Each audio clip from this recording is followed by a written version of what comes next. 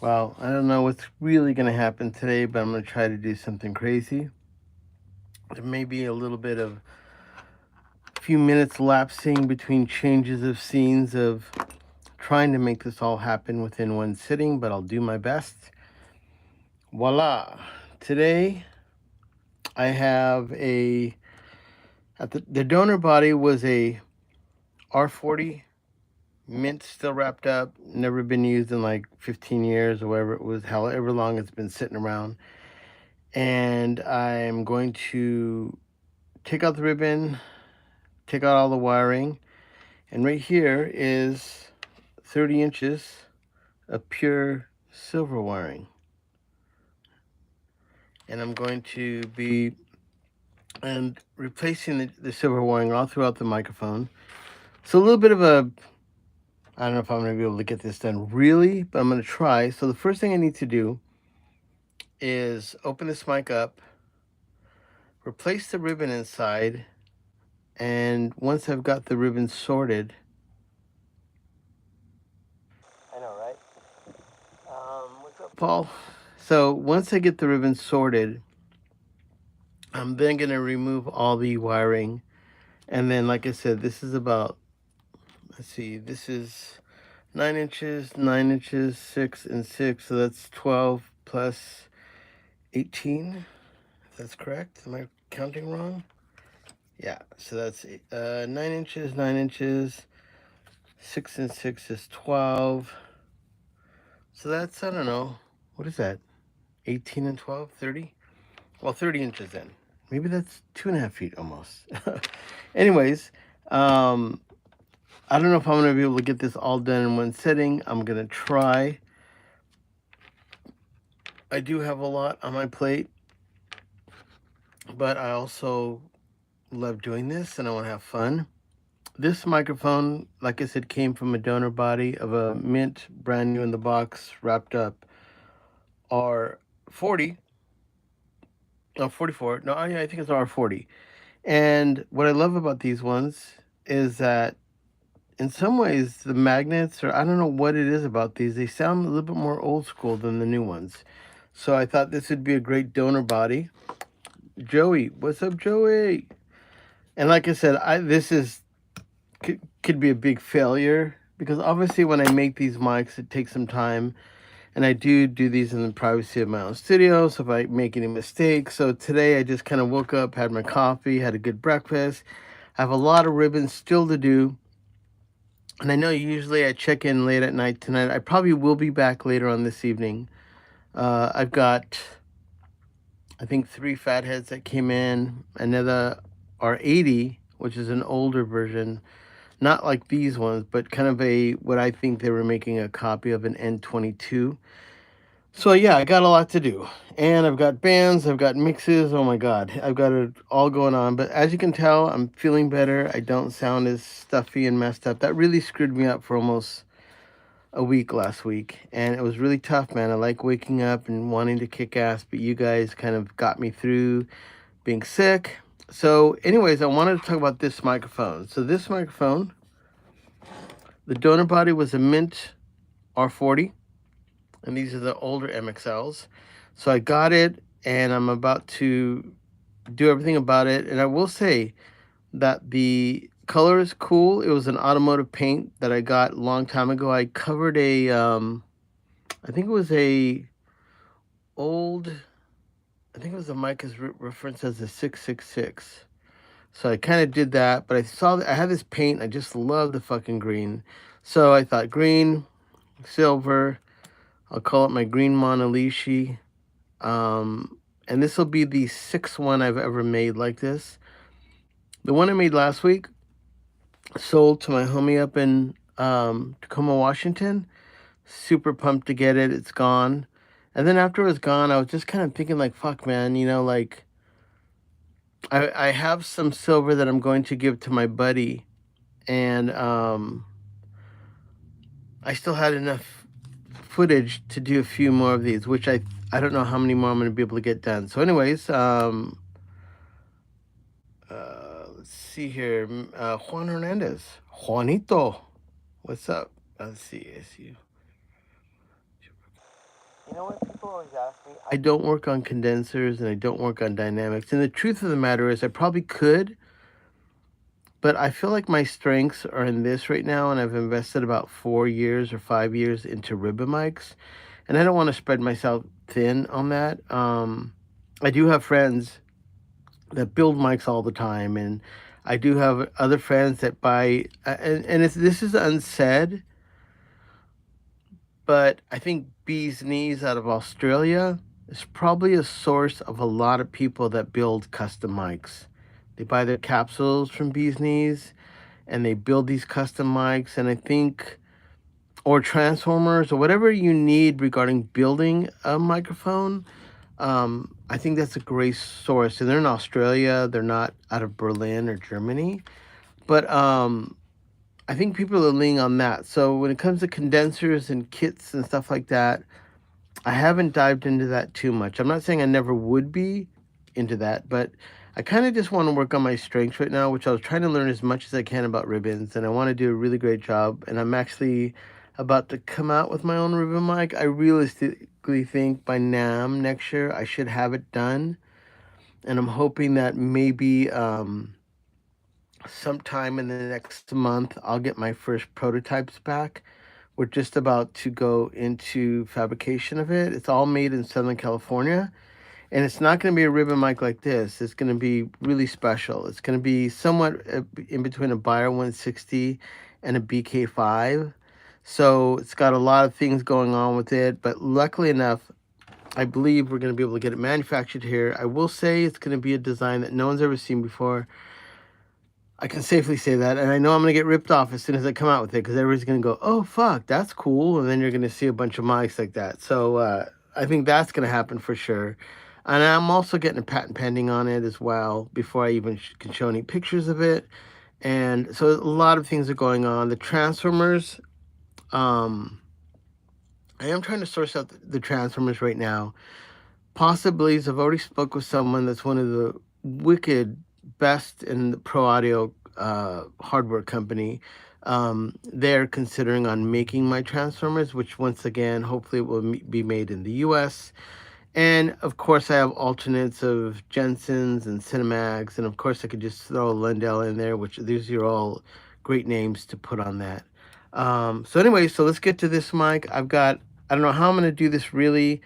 I'm going to change the ribbon in this mic. I'm going to strip out all the wiring, and I'm going to replace it with all this wiring. I'm going to change this set with my solder setup, and I want to see if I can get this done. And I have to pick up my wife today, so I've got a tall order. This maybe part one, and then we'll have to do a part two later on today, but we'll see. So anyway, so this is a cool mic. I primered it, and this is an automotive type of paint. I really think it came out beautiful, the color. So anyways, let's get to this. So I'm going to take off the body. Have to unscrew it. Give me 1 second.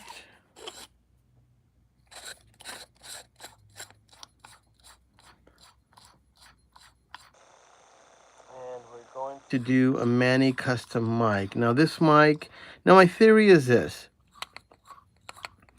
And I'll show you once I open up the mic, which once again, I love the paint.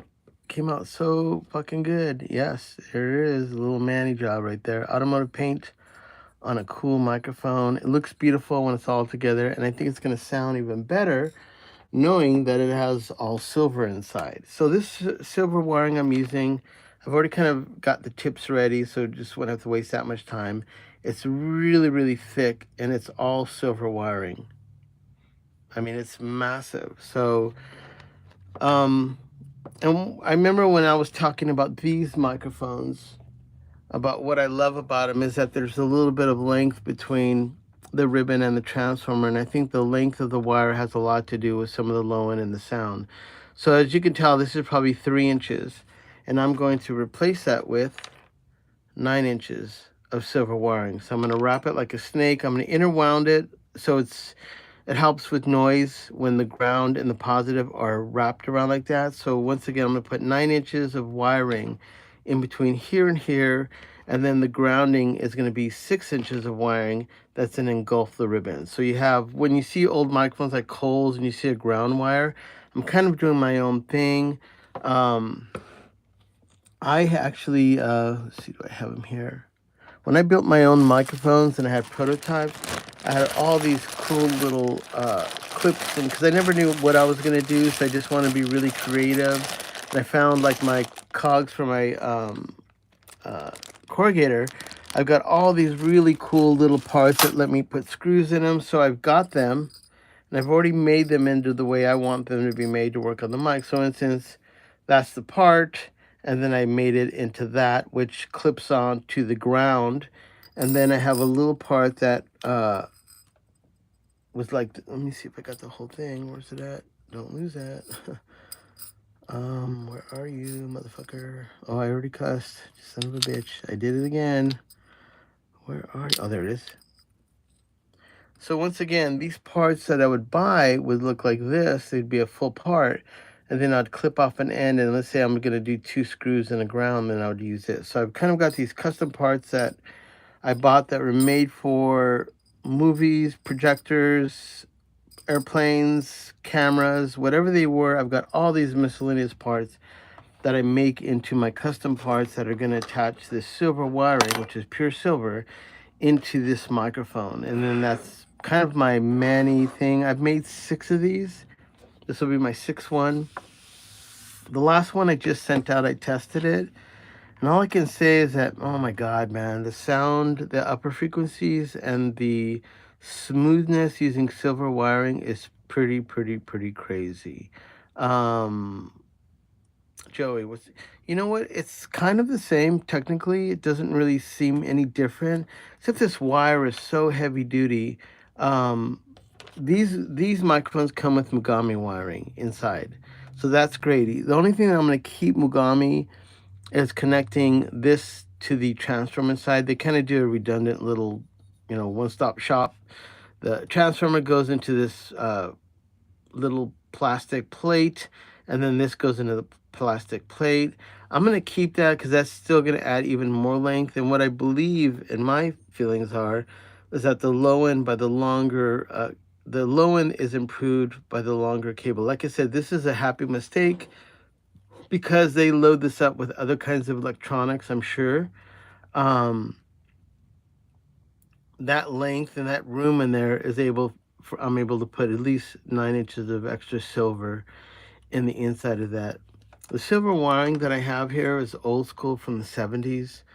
I got a batch of it, and I was going to make my microphone brand with these, but I just realized after going through almost 2.5 to 3 feet every microphone, and considering this is pure silver and it's really expensive, it's unrealistic. So I had bought a bulk of this and I'm using it. I think there's probably about between 150 and 200 bucks of just the silver alone that I'm putting in this mic. As you can tell, even though this was stock and wrapped up and never used, that ribbon is completely shot, which I need to replace it. One of the other things I'm replacing in the microphone is that it comes with this little screen. I've actually got these pretty badass copper screens I'm going to cover with it. So going to replace those out. And then, like I said, I've made all these, the brackets where they look like that. And then I bent them into this to make sure they can all be attached. So I'm trying to get this one and done. We'll see. And this mic will be for sale. Contact me in all my information below. And the last one sold within a day, so hopefully if someone wants to pick this one up, it's not really the typical microphone, and I will say it just sounds special. It sounds different than what people are mostly used to hearing in that, and because this mic, it sounds super smooth and pretty badass. So let's get started. I'll try to get all this done. Now, obviously, I have to solder some stuff, so I'm going to try to change the ribbon out, get that sorted, and then really quick move this, put in my soldering system, and then solder in all the parts, and hopefully wrap it up in time. If I don't, like I said, we may have to come back for a part 2. I'm being a little and feeling great today and not feeling under the weather. I've kind of definitely gave it to myself. And also this morning, I already repaired 2 other 144s that are going out. and I still have the cascades, and I've still got Paul's got some parts coming in that I'm going to be doing that. And yeah, so I've just got my hands full. I'm trying to make it happen. And so yeah, this is the ribbon the way it came from the factory, which is just, it's pretty wasted. You can see there's even a line through it. So I didn't do anything except unwrap it. And this mic is already pretty much smashed. So let me see here. Oh yeah, that is just, it's just disintegrating as I'm moving this mic around. So let's see here. Right. Yeah, that's totally ruined. But we're gonna change that anyways. But before I change it out, I like to give a little shout out to my sponsor. Lying, there is no sponsor. This black cherry sugarcane soda is just fucking the bee's knees of little boutique companies. I mean, once again, I can't tell you enough on how good it is. So I need a shot of this. Hold on.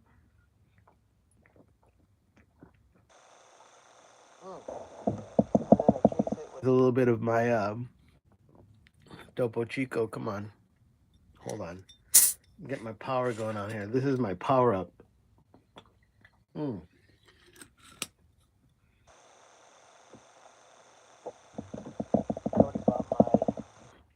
Espresso this morning.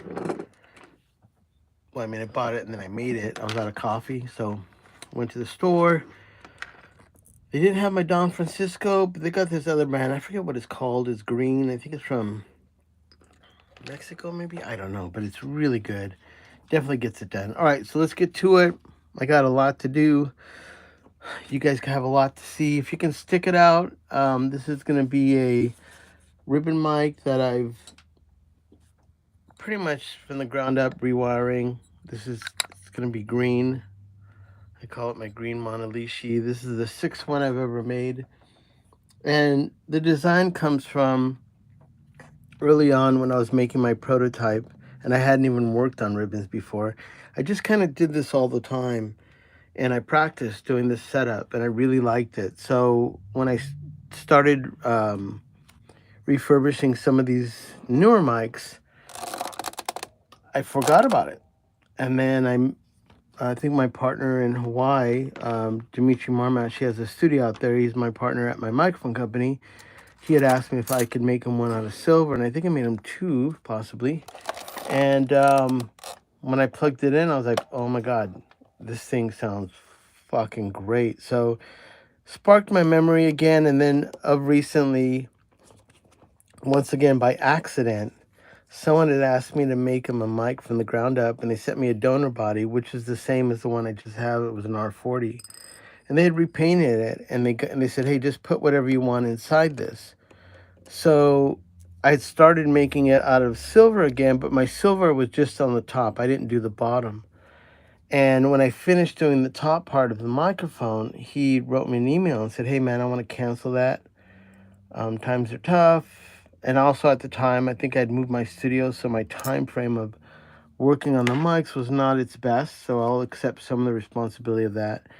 And he just said, hey, man, I want my money back. I love what you do, blah, blah, blah, blah. And so I refunded him fully, which he'd paid me a lot of money to make him a mic. I didn't tell him I was making out of silver. I didn't even get a chance to because he had already canceled. And if he called me up and told me he needed money, I didn't want to talk him out of that decision because we know times are tough. And he's a musician. He's a really radical producer, engineer. And if he needs the money back in his life, then I'll give it back to him. So I was kind of left with a little bit of a bummer of going, wow, I'm out of a bunch of money. And I looked at the microphone and I said, well, why don't you just make it all out of silver? And I was like, fuck yeah. So then you saw me when I finished it last week. I posted it and then it was sold. And I was really, really happy that mic went to someone because initially it was made with love and it ended up still being made with love, and that's important. I know, right?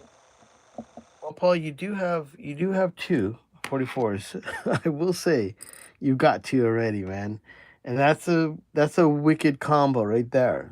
So yeah, this ribbon is pretty shot. And once again, we're not using this ribbon, so it's a good thing it's not there.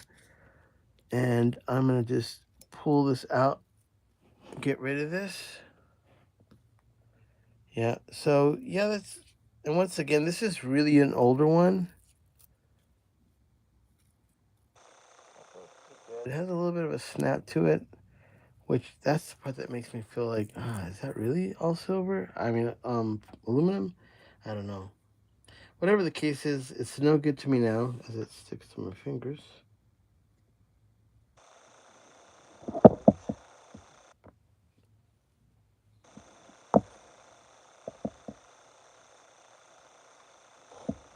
And I've got my phone plugged in so it doesn't go south again. Okie dokie. So let's clean this up. And once again, this is an older one, and I was really lucky because it was as a donor body. This is a microphone. A guy, welcome, John. John is asking, what am I doing? I am doing probably one of the most boring thing. I've got a microphone, and there's a ribbon that sits in between. It's a real piece of aluminum, and I'm changing out to put a high quality aluminum. This is a ribbon microphone, which is like technically what Frank Sinatra would have sang out of in the 1940s. It's one of the oldest types of microphones. It's literally caveman. It's a magnet, a ribbon, and a transformer, and there you go for ribbon mic. And I think that was kind of why I was attracted to this, because I'm not really was interested in tube microphones. I have a lot of friends that build amazing microphones, tube microphones. Myberg out of Germany, my friend at Vanguard. I mean, super sick microphones. So it's a little bit intimidating. But when I looked into ribbon mics, there just wasn't a lot of information on them. No one ever did a YouTube on how to do a ribbon online. You show you everything. And except there is a lot of YouTubes on how to make a ribbon mic, which I was inspired by. But once you make a ribbon mic, it's another thing to repair and upgrade one that's already been done or that's vintage. So that was where I kind of tested my skills of doing this. And I was really happy that most mics that I work on, I get about 2 to 3 dBs more of sound out of them just by the ribbon. And I think that has a lot to do with why ribbon departments at like AEA, Royer, Bayer, they take them really serious, and there's no fucking around. I mean, those ribbons, when you blow your Royer, previously you'd have to send it back to Royer to get it done. But I will say that the Royers I've done, I do a pretty great job. My ribbons are not an exact copy of theirs, but it's something like what they do. There's a lot of resilient. They're really great. Yeah, I mean, you can hear it, man. Thank you. And real quick, I'm just gonna do one more. I only got a little bit left. Trying to get my power up on this. Oh man. Do yourself a favor. If you can find and order this somewhere, oh my god, it is so good. It's addictive, yeah. It's carbonated and it's made with pure cane sugar. It was pretty much fucking incredible. Hold on, let me put this out of the way so I don't drop it. Everywhere I'm putting it, it's dropping. Hold on. Okay. Thank you, Paul. So let me clean the inside of that ribbon because I can see little pieces. I don't know if you can see it where you are, but there's little tiny pieces of something that's stuck to the magnet. That always happens. I mean, in the factory or maybe me taking it apart, little pieces fly around, and you saw the magnets fly off this, so little particles do the same thing. I'm cleaning this because eventually I've got to put some tape back there, so I don't mind doing this. I'm just cleaning it. I'll do the other side, and I'm going to retape that like I mentioned. Oh yeah, their root beer is pretty great too, man. That's another one. I've got to like, every time I go to the store, they're like about $1.50, I think, a piece. Way cheaper than normal sodas. But they have a root beer one that I've been thinking about getting. So maybe you've inspired me, Juan. I may grab the root beer the next time. Try it out. I love root beers as well. All right, so let's figure out the gap on this. All right, Paul, you know the routine. Paul, we're going to make a guess now. So this is an R40. Let me just show you really quick the look of it so you can get a fair guess. So the gap is in millimeters, and that's the distance between the magnets. So I'm going to cut a ribbon that is going to fit between them. But first, I need to find out how big is the gap on this mic. So Paul's got first guess before I give my guess. Let me look at this one more time. Paul says 4.96. I'm going to say 510. I haven't done it. You just saw me take it apart, so it isn't like I got a little cheat in there. All right. I guess I could have cheated, but it's fun. It's fun to figure it out. I mean, the looks could be deceiving on this, so let me get the light on this a bit so I can get my light game going on.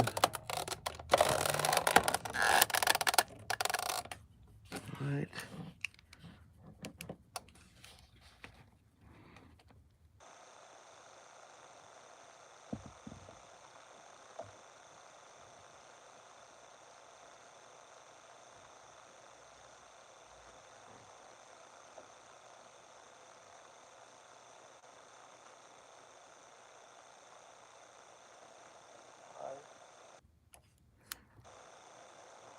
Here.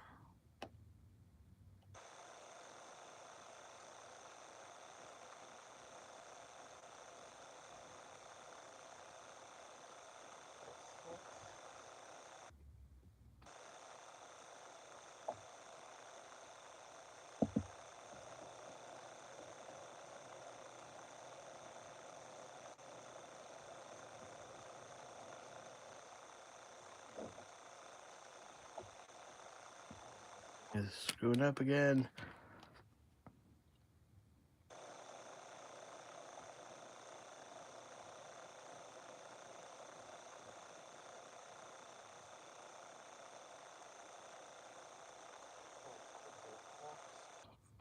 Make sure it's got it right. Come on, motherfucker.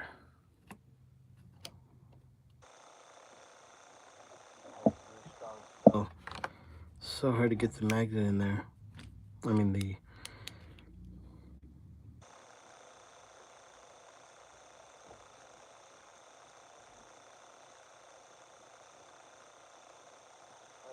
Nine, that's fucking awesome.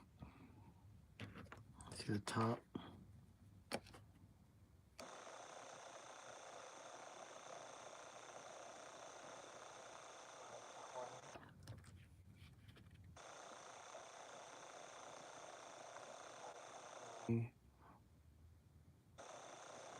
So 520 to 529. That's pretty fucking great. I love that. I mean, the R40s sometimes just have bigger gaps. I think it's a roll of the dice. But for me, making a custom mic, I'm happy with that. That's a cool deal. Honestly, cigarette. Juan had a question. What do cigarette smoke do? When people smoke and then they sing into mics, it adds like, I don't know if you can tell when someone smokes in their house. You could probably take a cleaner to the walls, and when you wipe it off, you can almost see the kind of beige color nicotine all over the walls. Same with cars. When you clean them, they have that film on them. Or it's like when you have a kitchen and you're cooking all the time, there's grease on the walls. The grease is in the air. Smoking and a lot of moisture is bad for capsules. Ribbon mics, maybe a little bit, but I know definitely for capsules it would be not good.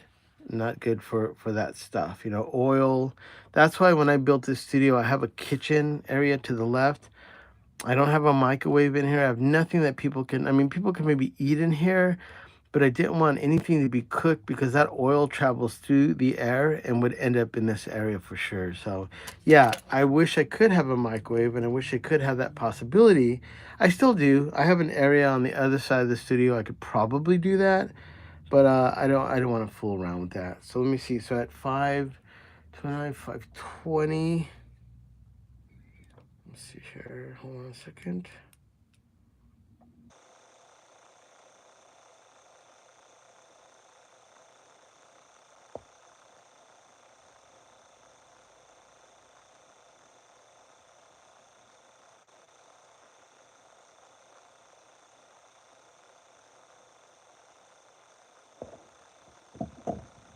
So now I'm going to put a ribbon inside this and lock in at least that. Then I'm going to change this out and see if I can get my solder game going on. See how my solder game will be in front of everyone. It's not the greatest. I haven't soldered in a bit, but fuck it, you know. And if I fail in front of all of you, then that's all I can do is just say, sorry, I will do better next time. And once again, you can't have success without failure, so I will accept that. And I'm putting not necessarily a disclaimer, because I do believe I could possibly get this one and done. And I'm very more optimistic than pessimistic. So that is my feelings today. Let's see, Paul. Yep, cigar smoke is terrible. Okay, what am I doing? What am I doing? I'm cutting ribbon. That's what I'm doing. Hold on now. Hold it now.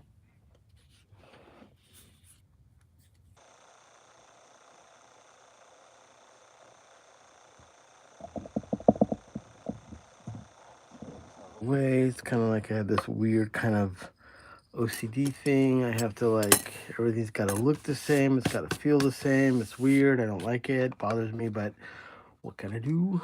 What can I do? My pen, my lovely pen that I use. Hold on a second. So now we're going to cut the ribbon to put in there.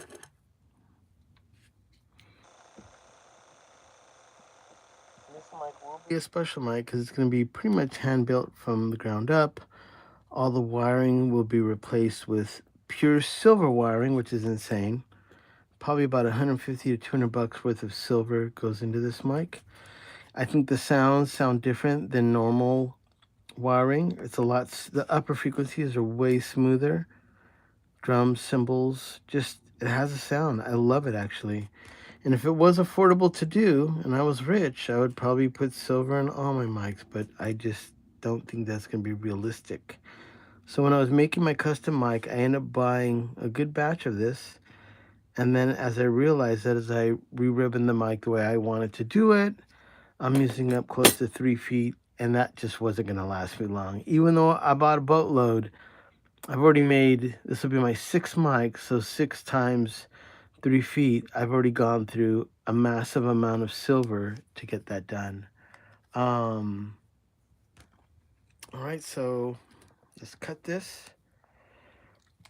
Let's see what we can do if I can get this all done. On Pacific time, it is 2:20. I think realistically, don't cut myself, hold on. Realistically, I may have to bail out around 4 p.m.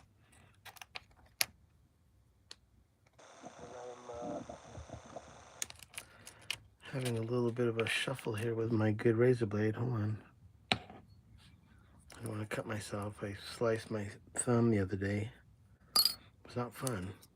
There it is. That's the good one. Holy moly. What's up, Mr. Gas Station? Mark's Gas Station. So yeah, Mark, you're joining in on a, I'm basically gonna rewire this mic with pure silver wiring. I had a donor body that was an R40. It was mint, never used. I took it out of the wrapper, destroyed it technically, and then now I'm gonna rebuild it again. And I have, I think, about 30 inches of pure silver wiring. That's massive gauge. I mean, this doesn't even bend. And I will bend it. And it's heavy duty. It's old school. I mean, you can't really get that anymore like that. And I was really lucky. And the only reason I found that, I have a buddy of mine who's has one of the greatest pro audio companies. And me and him were on a hunt for some stuff. I told him I was building a ribbon mic. And he goes, let me take you to this place. And he showed me a whole batch of pure silver wiring. He says that when he does electronics, he really likes the way it sounds. And he said it'd be a good idea if maybe you could try making a ribbon mic like that. So I bought up a good batch of it. It cost me a few $100s for sure. I can't even remember. I think I went back there and bought batches of like $100, 75, 150, whatever I can get of them. And I thought I had enough. But as soon as I built out a mic, and I'm using almost 3 feet each time, and I've already done 6 of these, 6 times 3, that's like 18 feet of wiring. I mean, I've already gone through most of it already, and it's just not realistic. It's not realistic. Yeah, I'm sorry, the silver wiring, my bad. I wish I could cast to be a whole thing out of silver. Yeah, the wiring, it's only the wiring. It's the James Cassidy is inquiring. So yeah, it's just all the wiring, and it's a really super heavy gauge. I want to say it is, says it right there.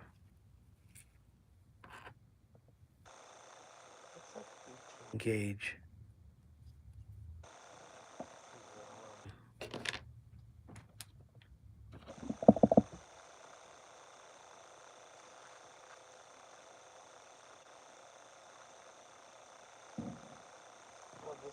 Over the 10 gauge.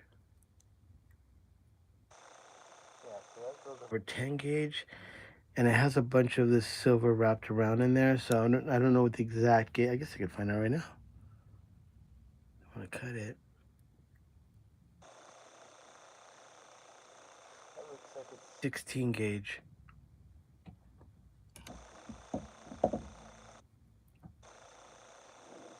Alrighty, so we're gonna see what I can do here. I know. I actually have, speaking of ribbon, I have real gold leaf. And I know coals are made out of 0.6, which is the thinnest ribbon I've ever worked with. And because I can work with that ribbon, I've learned how to do it. I've debated about making a gold leaf ribbon. But these mics, the Coles has a really small transducer, and even though it's 6 millimeters, it's really small. These are too long, which I know the gold leaf would shred. So it's almost like I have to somehow buy a Coles, and I have to then replace it with gold leaf and then test it and make sure that it doesn't tear apart.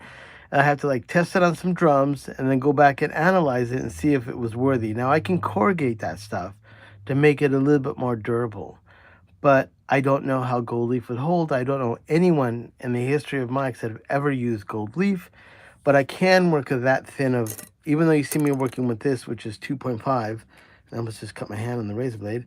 I'm going to try to do that. I just have to find either that, or I have a microphone that I could custom make. It's a vintage microphone. It looks like a RCA 74B, but it's not. I forget the model of it. I could possibly put a small transducer in that, build it, and do a small 6 millimeter gold leaf ribbon.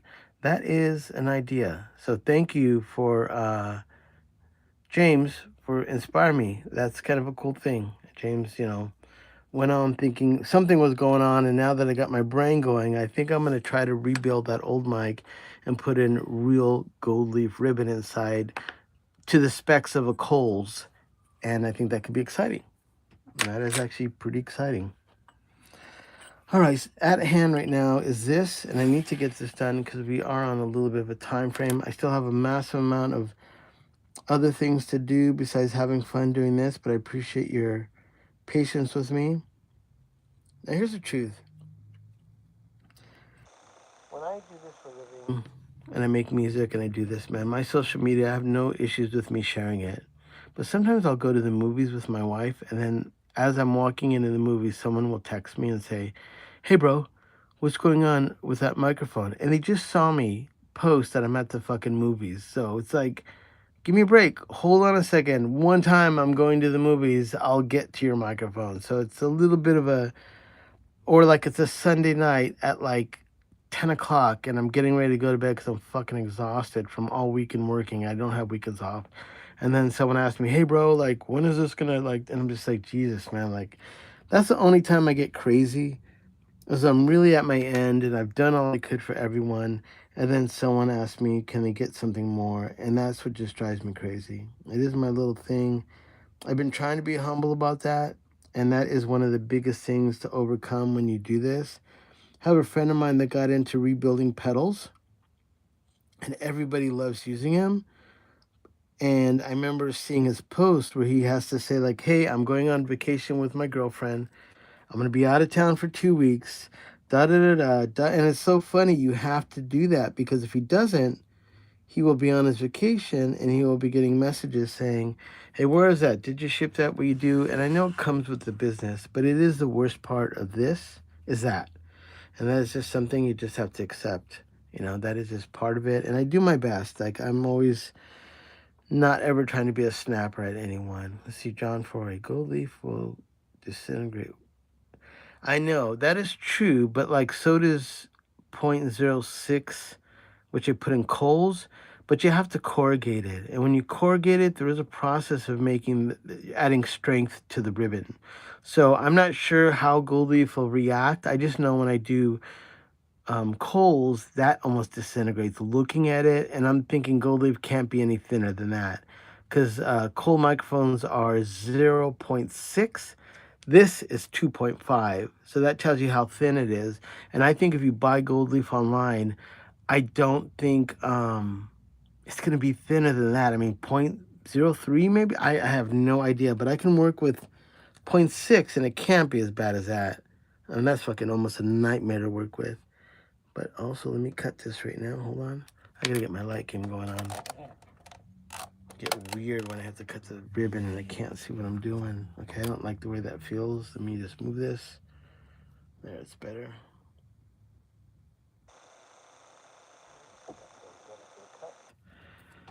Holy cows. Wish me luck.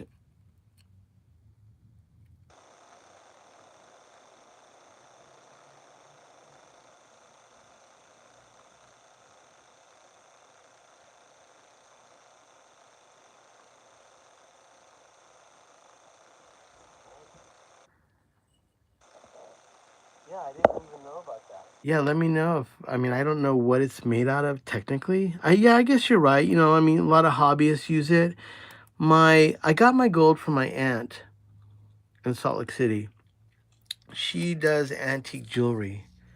So I think the gold that she got that she had told me was pure gold that they would use in jewelry, not really for, arts and crafts or something like that to that effect, I guess. I'm not sure, but she gave me a bunch of sheets. So I have 5 or 6 sheets of pure gold or maybe even platinum. I'm not sure. I have to look at it. It's been a long time. I initially couldn't handle it because it was too thin.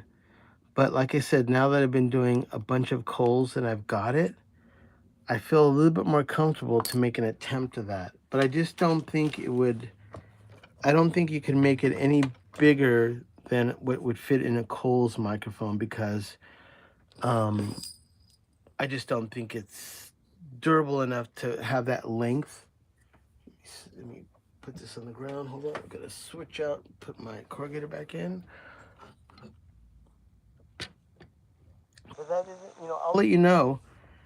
I'll I haven't looked at it in a long time. I have it put away, and I just want to make sure that one, it still cost a lot of money from what my aunt told me when she got it, but she never used it. And I believe it was made for people that have jewelry. But once again, I have no idea of any of that, except if it was gold and I can corrugate it and it can go in a mic, and then if I listen to it and it sounds good, and I'll do some thorough testing and maybe even putting drums on it. If it passes all that and I open it up and the ribbon looks pretty good, then you guys will be the first ones to hear that I can do a gold leaf ribbon. But the weirdest part, it just has to be in a custom mic I made because I don't think anybody's going to buy a Coles microphone and have me put a gold ribbon in a Coles. That just seems retarded. I know that's not cool to say anymore, but I don't know. That's what I feel. But yeah, I'm from the 70s and you know, when you would say things, I know like it sounds bad when people talk about that and they just say like, they have relatives or a family member that has, some disabilities. And for me to say that and that slang could be interpreted as being wrong and not cool. I definitely don't mean it to offend anyone. If you have a relative or a brother, it's a really knucklehead thing of growing up in the 70s, and you just happen to speak that way. And that isn't always the kindest way to other, anybody with a disability. You know, my family, I'm trying to think. My family had more than disabilities. Their only disability has been alcoholism and drug abuse. I know it's a disease, but that is the biggest hindrance or the thing that's ruined a lot of things in my family. All right, we got a 1970 cat here. What's up? I'm actually 1966. Holy fuck. You know, not cool, but cool.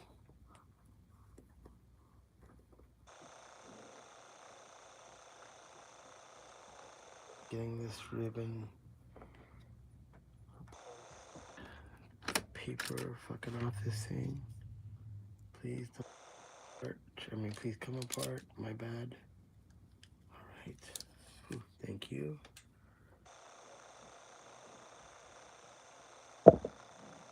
Okay, here we go. Let's corrugate it. Get my light game going on.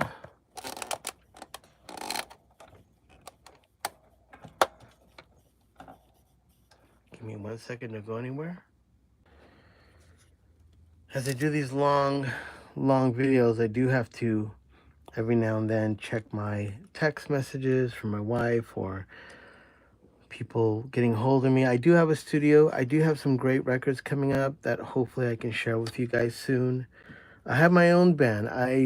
As soon as I can tell you about this single that my band just did, it's gonna be fucking sick. And hopefully I can get in here and do a breakdown of the song. You can hear it.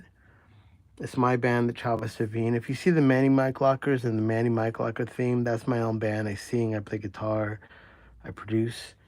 I'm not just a talking head here that tells you when people always ask me, I hate that one. No one fucking asks me shit. You know? My friends that are big producers, no one's asked them anything. They're just, you know, that whole thing when you see a guy like, when I run a drum thing, let me show you. And then he has a compressor and he runs a sample drum set. You hear that snare? Oh, yeah, it sounds way better now it's compressed. I'm like, yeah, where's the fucking drummer? Try to make up a real drum set and make that sound fucking good. That's a trick. That's some skills you gotta have. Yeah.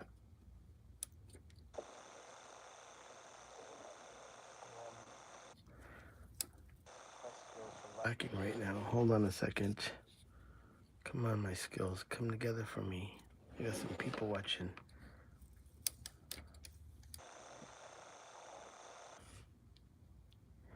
Yeah, I mean, that's my little thing. When I see people do these things and they've got a sample drum set, check out this. I'm going to put an SSL compressor, an SSL EQ on the snare drum. It's obviously a sample drum. I'm just like, what good is that? How about getting a real live drummer and making a real live drum set sound good? Now that's a fucking task.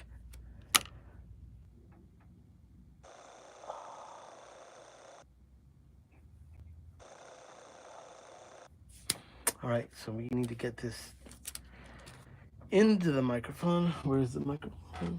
Right here. We need to stretch the ribbon like you guys always know I've got to do it. Let's stretch this ribbon first before I install it. And once again, this is a mic. I'm going to attempt to see if I can get this all done in your presence. I'm feeling optimistic I can, but we will see. Yeah. It's a really weird thing when you talk about modern recording. I mean, I know it's cool, like when a kid goes to Guitar Center and like his mom gives him money and he buys a laptop and he tells his mom, "Oh, mom, can I get the drum pack from someone?" You know, it's like I get it. It's exciting when you record your band in your garage and then you resample the drums and you're like, "These are Dave Grohl's drums," and okay, I get it. But there's something about it when you hear it, and it just, to me, like modern recording is just like heavy guitars and you hear the snare come in, and it just sounds fucking gross, man. And you know, I even when I listen to like Joy Division, I mean, you know, those drums were done like when they did Joy Division songs, they were like, even before Queens of the Stone Age did it with no cymbals, they had the drummer play the kick. Okay, now add the snare, do the hi hat, and it sounds disconnected but connected and weird. I mean, that in theory is more exciting to me than getting a quantized drum set. And I do believe, like, if you listen to like Let's Dance by David Bowie, or I forget the drummer's name from that, Akeem, fucking, it was young. He was like 14 years old, 15 years old, doing these tracks with David Bowie and Daryl Hall and John Oates and Madonna and all these people. And his drum groove, his thing that he does between the hi hat, the kick, and the snare every 4 bars, it's just not, you can't understand that unless it's a real drummer playing it. I'm not even gonna sound like I'm old, like, oh, that guy's get hip to modern shit. I'd rather just remain old and do cool fucking recordings that when you hear them, you just go, wow, that's different. Well, that's exactly what you hear now. When you hear a real drum set, your brain knows it's hearing something that isn't repetitive. Or when you hear bands that do chorus one, chorus two, and chorus three, they're all the same choruses, your brain knows that. So if you do them and they're different takes, it's totally fucking exciting. You know, it just sounds, your brain can listen along to the song, you're toe tapping. And it's like, why even hear the Bee Gees songs? Even if that drum was like a loop on a tape machine, everything else is organic. You didn't have to sample that shit. It's real guitars, real shit's going on. I'm taking up time. Hold on. Let's get this motherfucking going. We got a lot to do. Jesus. Holy moly. Why did I do this today? I always regret it. I always do these live things. I'm like, this is gonna be so fucking cool. And then I do. I'm like, fucking shit, dude. What's wrong with you? That's what's wrong with you. You just did a no-no. Okay, but we're gonna do an opposite of a no-no. It's called a yeah-yeah. That was a yeah-yeah. It was a no-no turned into a yeah-yeah. Come on. That was a little evil Knievel stunt right there. Or something. Anybody want to buy me a coffee? I'm a coffee whore. Come on. Now, if you want to send me a thanks, you can go in the near the descriptions. I think there's a thank you area. You could buy me a cup of coffee if you want to. You don't have to. Oh shit! Why am I? This shit's fucking sticking. Ah, I need to get a new Q-tip.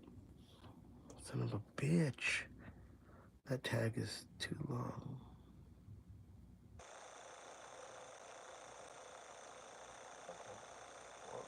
That. I'm not too worried about the bottom one of the tension, but I do want the top to be straight in the middle. I'm gonna check that really quick. Oh, dude. Oh, dude, Mary, thank you. I called you a dude. I don't know if that was your husband or not, but oh my God, thank you so much for $10. You are a sweetheart, both of you and your husband. I appreciate that. Man, and I'm not even lying. I ran out of coffee this morning and I was low on dough and I bought the cheap $4 coffee. So if you give me that $10 when I get it, I will buy. Oh yeah, you got the microphones. Yeah, Mary and her husband. They got the microphones that I sent up to them. They got two MXL 144s. Please keep me posted on that. And like I said, even if you accidentally blow them, it's only $40 or $30 a ribbon, and then you pay for shipping and postage, and I'll get those mics done with you as long as you have the mics and I am here doing ribbons. You are covered. So use them on drums, use them for vocals, just put a pop filter in front of them. Yeah, they got their pair. I think they got them out last week. All right, so on this microphone, I'm happy with the gap. It's a big gap. And then once again, this mic is going to be a Manny creation here, full on blown. It's going to have real silver wiring, maybe 150 to 200 bucks of silver wiring inside. And I'm going to trick out all the little parts that I want to add a ground loop or like a loop of ground around the microphone. Hold on a second.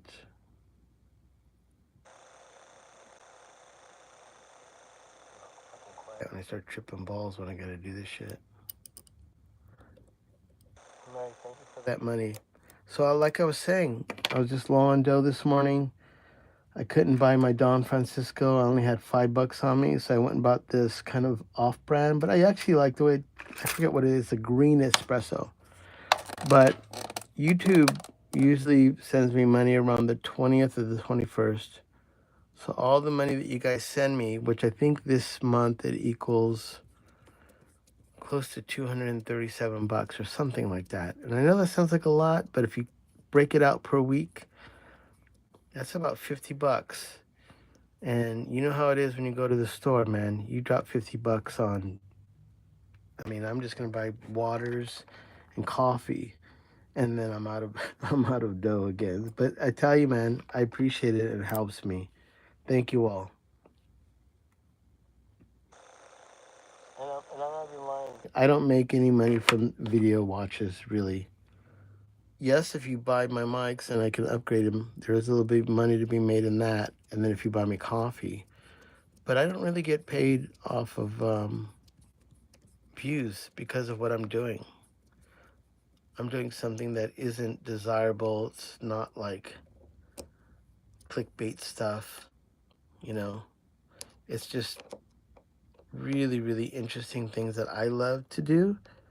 And there's a small group of people that like to see this. So, yeah, it's different. And by you guys buying me a coffee, it really, really does support it. And it makes me come in here really motivated. You know, I'm like, it really has an impact on my life. I'm like check to check. There's nothing rich and trust fund about my life at all. Like I said, I went to China for 2 years from 2011 to 2013. I made no money doing that, but it was life changing. And it really helped me now to become a better producer and have definitely some empathy for artists. Let me check this real quick. Hold on.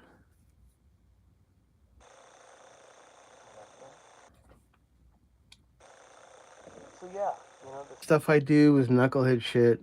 I don't recommend it. When my son was getting older, I wanted him to have a college education. My son knows Chinese, Spanish, obviously born and raised in America, and I wanted him to have it all. I lived life as an artist, and I will say, it's somewhat like a disease. You're kind of fucked if you really do it. You give up so much for like this dream that you have. You're forever like in Disneyland land when you're an artist.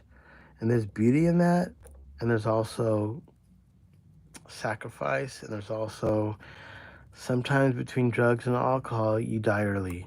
So being a musician and having that talent is something to be appreciated, and you have to take care of it, and you can't be mean to people. And because you're an artist and you stand on a stage that's 3 feet above everyone else, doesn't mean you're any more special than anyone else. I think that's one of the bummers is when people have some kind of fame or something and they think that now that they get on a 3 foot stage, they feel empowered that they can look down on people. I hate that fucking shit. That's fucked up. And you know what? I kind of look at them and go, I'll see you on your way down. And you know what? I'm not even lying. I'm not going to name names, but like I saw a whole group, a whole band go up and be like elite Radiohead kind of thing. And then they've all come back down again to the real world. And they're really humbled. Some of them just, you know, beautiful people that just loving family people. And then some just fucking not. Some are just rotten to the fucking core, you know? All right, now there's the scary part. Ripping this off.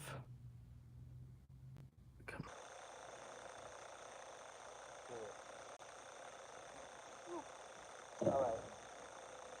Well, there's the first stage of the Manny mic. Make sure if I let. Oh, I need to put the. I need to put the. I'm replacing the normal screen, and I bought a bunch of this brass screen. I'm gonna replacing it with this. I've already cut them out to just make them more doable, so I can use them now. And I'm going to replace those. And then once I replace those screens, which will somewhat protect me from ruining the ribbon, I'm going to change this out for my soldering setup. And I'll see if I can get this done. I'm optimistic still. I'm optimistic that it's possible. It's possible. That's just some tape I'm going to put down here to retape it. And I'm going to grab not my good one. Let's see.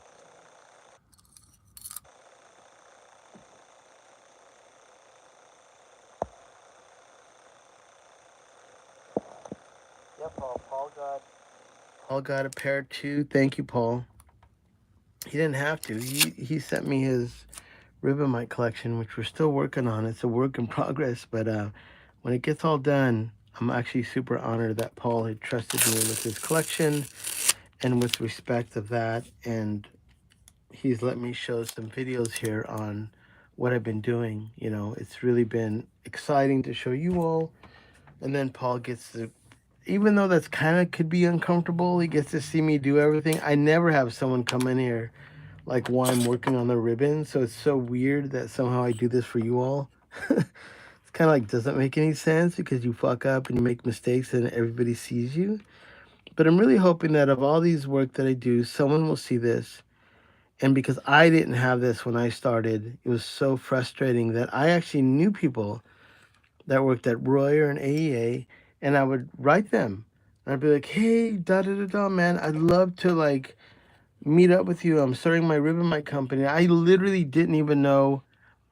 I didn't know anything about a ribbon mic. I didn't know how it worked. I didn't even know those were magnets. They just looked metal. I have no fucking idea. And one of my buddies, I just called him, and he worked at one of the big top 3 ribbon companies. And the guy told me no. He's like, no, it's a conflict of interest. I see that you want to make a ribbon mic company. I can't really. I was just like so bummed out. I was like, really, dude? I've known you for a long fucking time. I just need to know, like, okay, there's a ribbon. What's next to the ribbon? Is it a magnet? Is that metal? Is it stainless steel? You know, there was just the most retarded questions I wanted to ask him, and he works at the fucking company that makes the greatest ribbon mics, and he refused to meet me. But then it's weird because then you see him on the DIY gear sluts, and people are like helping him. Oh, dude, here's how you do. Oh, thank you. And like everybody's sharing their ideas about helping him learn more about ribbon mics. And I could not get a lunch with that guy for him to show me. And it was just really disappointing that you could find on Gear Sluts, everybody's helping him. But when I reached out to him as a friend, the guy would not help me. Now, I didn't know at the time about Gear Sluts. I probably would have went on to Gear Sluts. But lucky enough, um, Earl Houston, my buddy at my company, he's all about gear sluts. So I get a straight line to the front with him. And if I do have any questions about ribbons and transformers and all that stuff, he has a source through Gear Sluts to find out all the information that you would want. So yeah, really, really, even though I live in LA and there's a lot of good things about living here, there's a lot of bullshit about living here that people are fucking gatekeepers. And that's what I didn't want to do. Do you see me doing all this shit? It's because I'm trying to be as transparent as I can. And you know, some stuff I don't talk about too much because I'm still making my mic. And it's not that I'm not sharing everything. I just have to make my mic first, you know? And once I get my mic done, we can talk more about how it was made, what I'm doing. But until then, living in LA, it's fucking fucked up. People don't give a shit and they rip you off and they just leave you fucking out to dry. And that's just fucking life. I can agree with that. I mean, I get it. It's all about business. I got fucked over in my old studio, and I was complaining to someone, and he goes, dude, get over it. It's just fucking business. And he was right. Changed my whole perspective. Instead of me being like the fucking victim, I was like, oh yeah, I fucked up. I made a lot of bad business decisions. I can't blame this person for taking advantage of me because I did not educate myself on what I needed to do to run a better studio. And I got fucked over. And that's why I don't have partners in my studio, because of this person. But this happened 2000. maybe 12. While I was in China, I got screwed over big time. So when I came back to my studio in 2013, ready to work, my studio, someone had gone in and gutted it and took everything out of it, except for my big tape machines and consoles. So I kind of got like fucked over. I wasn't ready for that. But I had made an initial bad decision about not having good records of what I had done, what I had bought, our partnership. So this person took advantage of that situation with his wife, and I got fucked. But I actually look back at it now as being a blessing because almost to the year after that, all that my gear was taken out, I came back from China with this other kind of rebooting of my life, which was incredible. And and within 1 year, I'm not even fucking lying, I had a new console. I had replaced the HG rig that was in there from this other person. I had one of the greatest mic collections I've ever had. So, moral of the story, whatever happened to me, and I was able to come back from China with a better attitude. Instead of being a victim, I decided to say, hey, you know what? Make your own destiny, fucking kick ass, shut the fuck up, and just handle your business. And I did. And it was a lesson learned, a lesson in advice for me. I'm only speaking about myself, that sometimes when you get kicked down like that, your failure can become a success.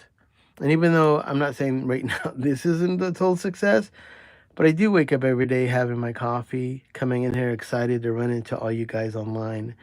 And a lot of you have gotten mics from me, which really does help me, keeps me making music. And also, you guys send me some coffee money. Thank you, Mary and her husband, for that. Paul sent me his mic collection. Yeah, a lot to be grateful for and not to take advantage, or not to uh, be grateful for and not take for granted. This thing that I built, which is just enthusiasm for fucking microphones. It's so weird that I'm doing this now. I was not inclined to even change a capsule in a tube mic. But I'll give one more props. If you know me, I always talk about this. But go online on YouTube to Hoborec, HOBOREC, like recording, like hobo and then recording. My friend Ulf from Sweden, he has a wicked channel of such fucking cool content. He makes guitars. He makes all kind. I mean, I have one of his DI kits for remote control mic arm. You can put a mic on it and it moves around. Him and his father made that. Anyways, Ulf's unfucking real. And he's the one that made a video that was called How to Make a Ribbon Mic that inspired me to right now. So I can say the origin of me being here is because of Ulf. And then when you talk about a good positive attitude and trying to be like positive thinking, Ulf's now my friend. Whenever he comes in LA, we have coffee. We go to my favorite place, Nick's. He's vegan, so we have a vegan breakfast. When he goes to Nam or he comes in LA, I mean, he's my buddy now. The guy that got me into this is literally my friend. So when you talk about putting in the universe, and he watching his videos is why I'm doing this. His videos were just like this.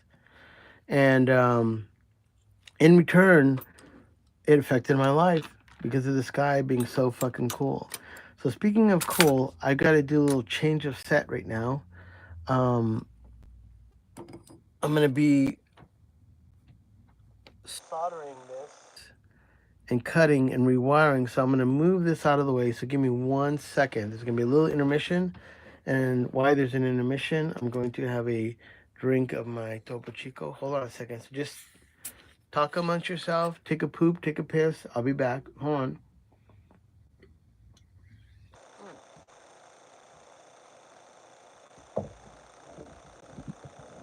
Delicious. All right.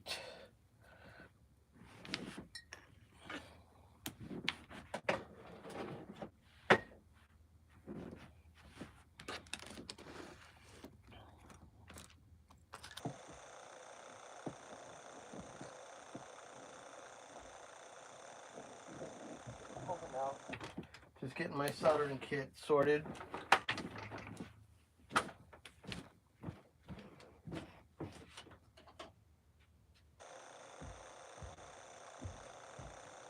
had to think about about this. How was I gonna do this and be like, you know, keep it all real here?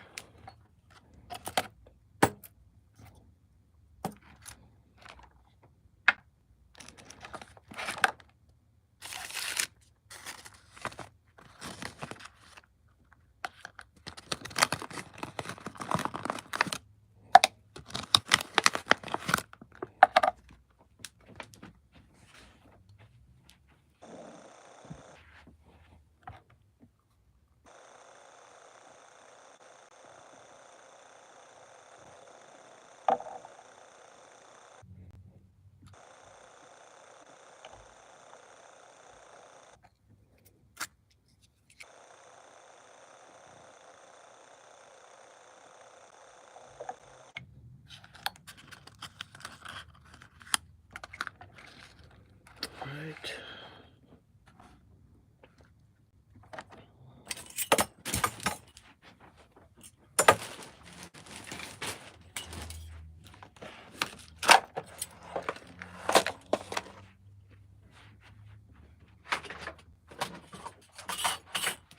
Hold it now, hold it now. Just gotta make a little bit of room for my soldering iron.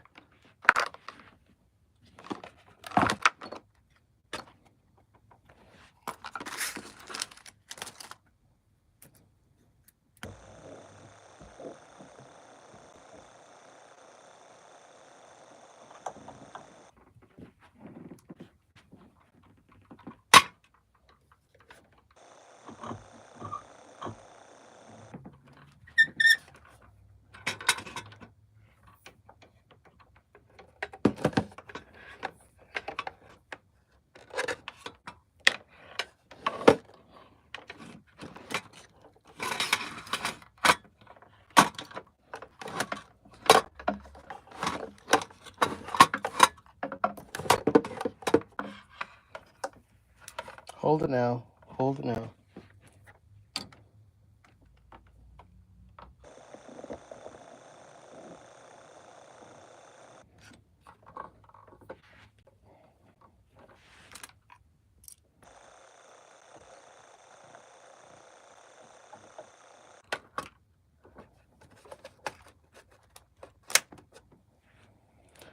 Okay, we're getting close. Hold on now. I think we got time to get this all done.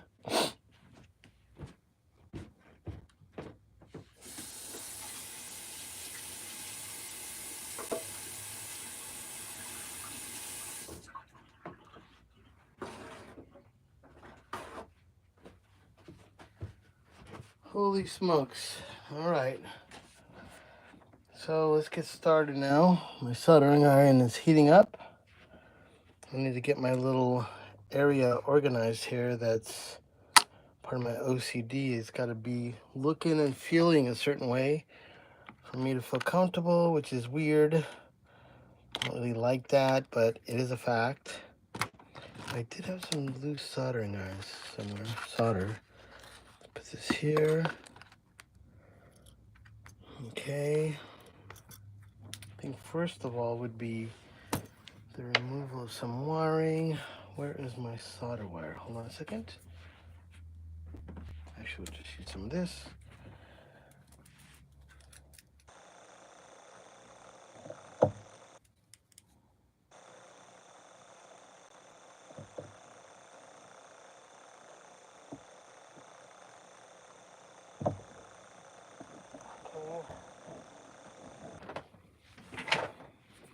Let me get my brain together now, because now we have to. Now, the coolest thing is, even though I replace this ribbon, if I damage it or something happens, I'll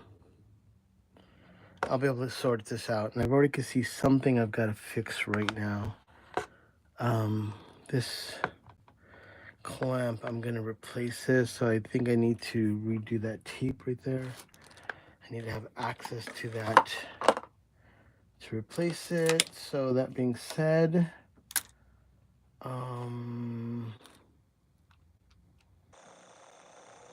this, I need to find my tweezers.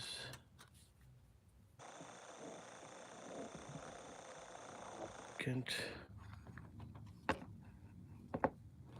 this is gonna be a no-no. Gotta fix this right here. Let's get my light game going on.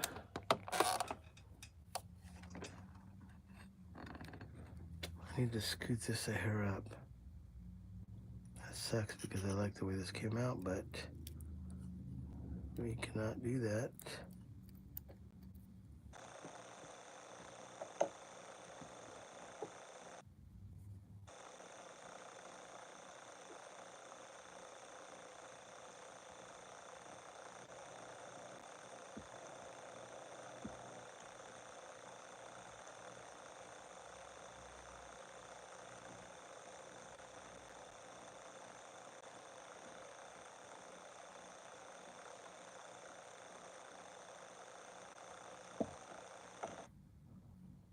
Alright, so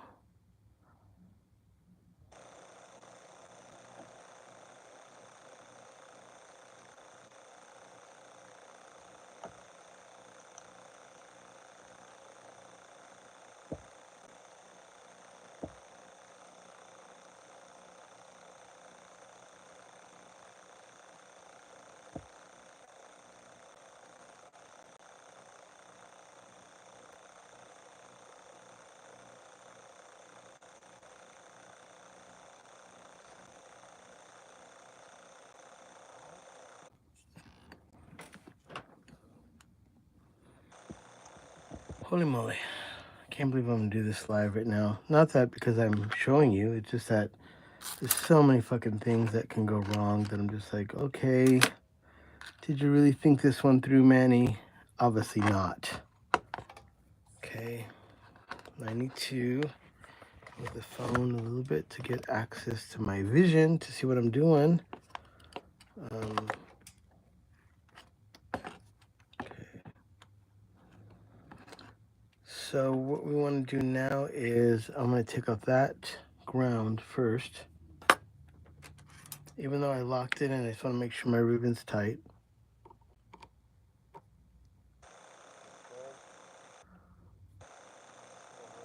Again. Hold on a second. My, this thing is time.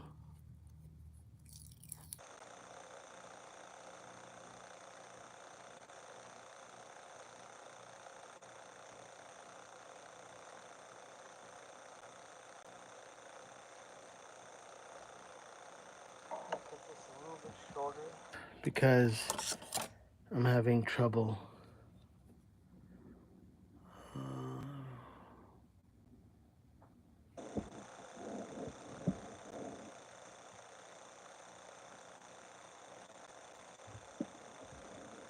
What's your question,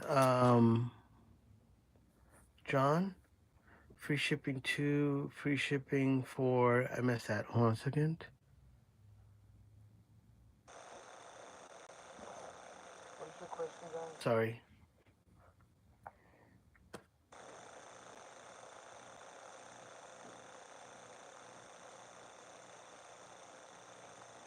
This in a little bit better now.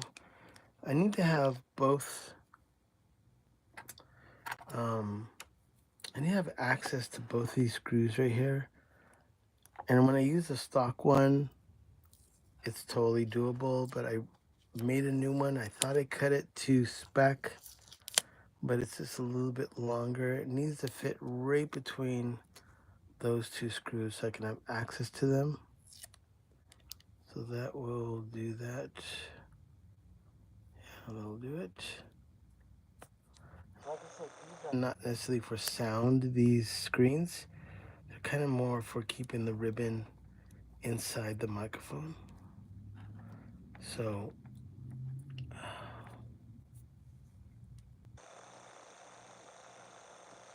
John, you said free shipping. Two. I'm not sure what that is, but if you're in the US and I do have any mics, oh, you're talking about a piano? I'm not sure what you're talking about, but anyways, sorry. You guys continue on talking.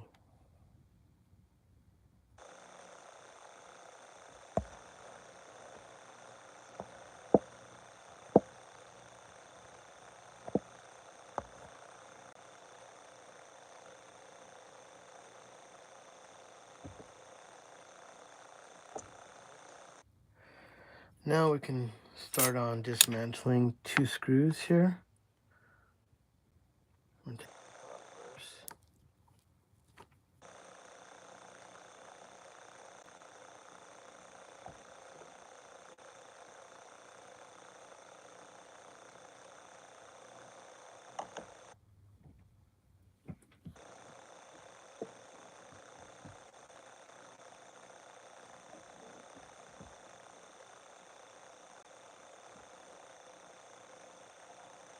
Make tweezers, just keep them close by.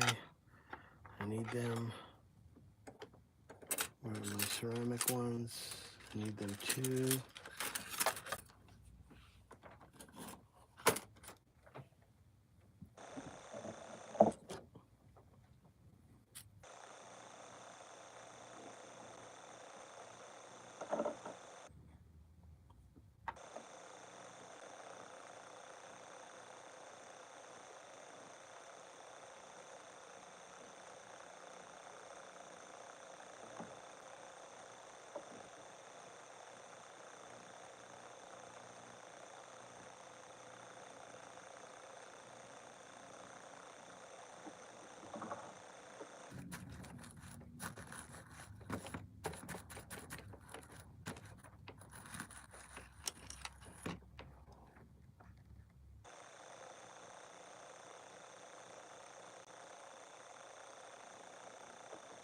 Alright, so I'm just removing that first pin, which I'm going to resolder that back onto the silver wiring. So let's keep that one to the side.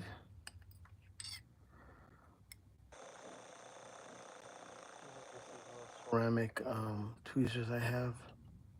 I love them.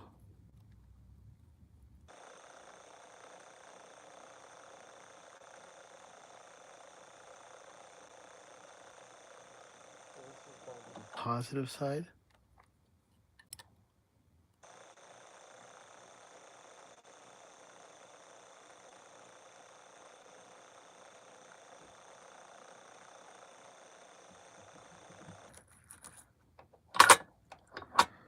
Let me make sure that these wirings are okay. Yep, okay. So this little thin wire I'm going to be replacing with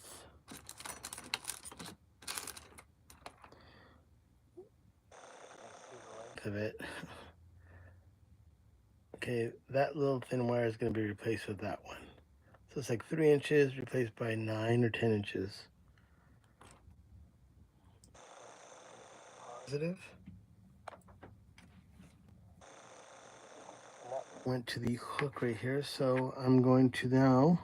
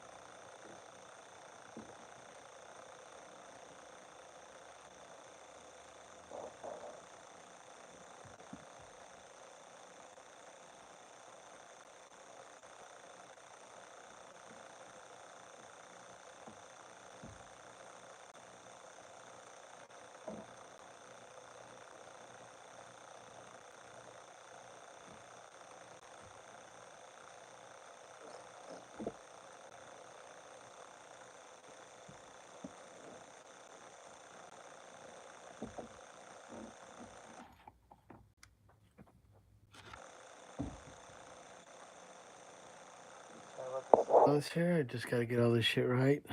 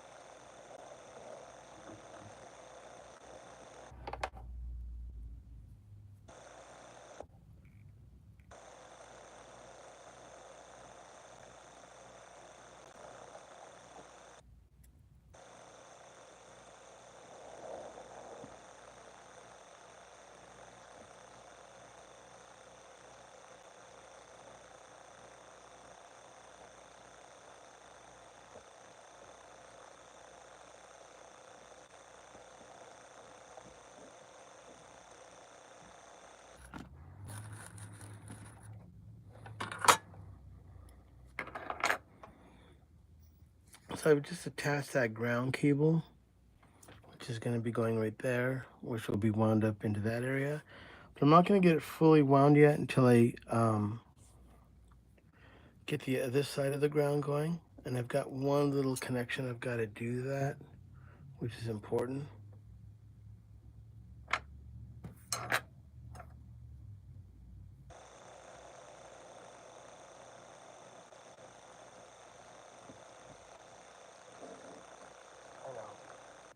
As far as ventilation, I've turned off all my AC here. I don't do this too often, honestly. And if I probably wasn't doing a live video, I probably would have the AC on because I'm not really worried about it. But at least I know that the downwind from this room goes all the way out that direction. So when the smoke goes, it just goes down that way. Okay, so give me a second here. This has got to go through there.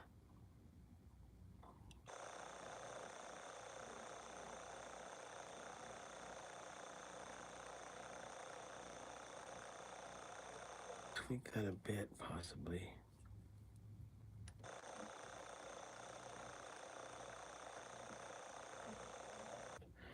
Just a hair.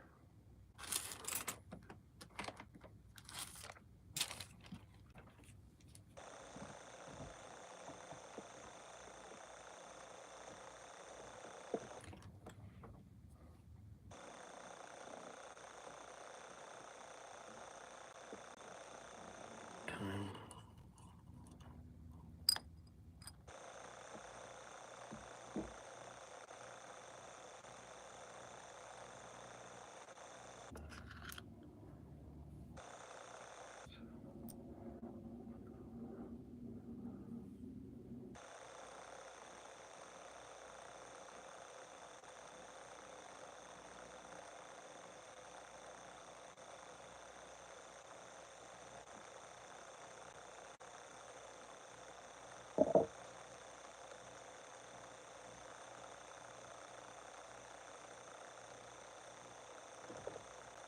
Do a little twist to this. I gotta make sure it fits right.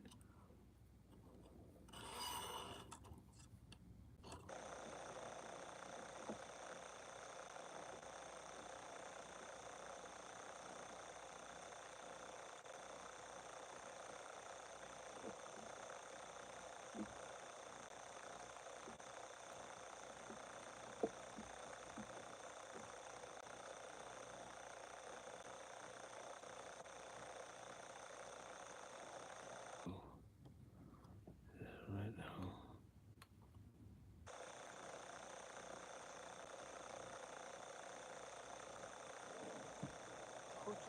I'm really doing this, huh?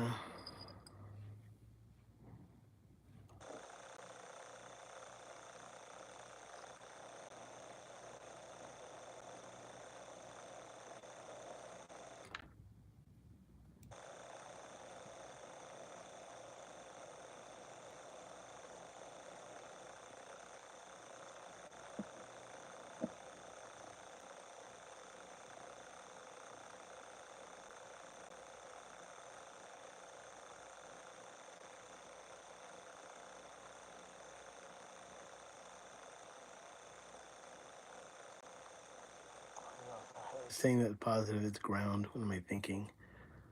I'm like, oh shit. Yeah, dude. One is ground, one is not. This is the ground. My bad. I'm trying to get this all done, and sorry about that. That is a correction. This is the ground coming in. I've got to get all this little contraption to go into that hole. Oh, shit.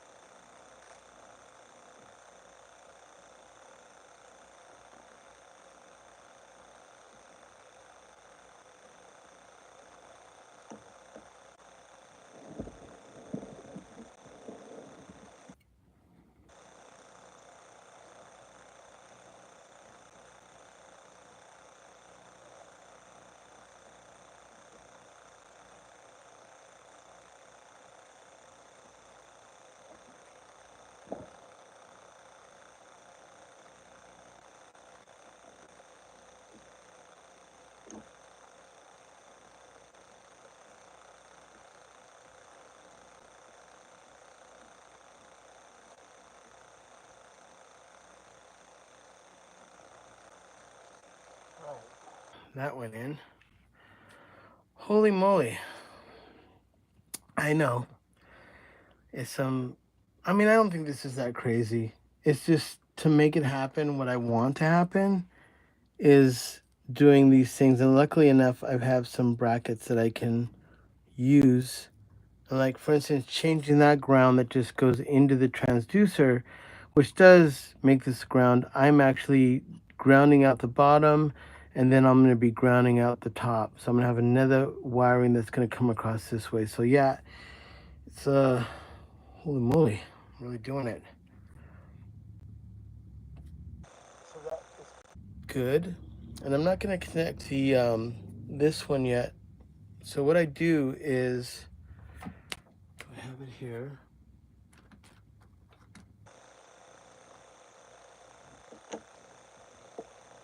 Get all my things together here.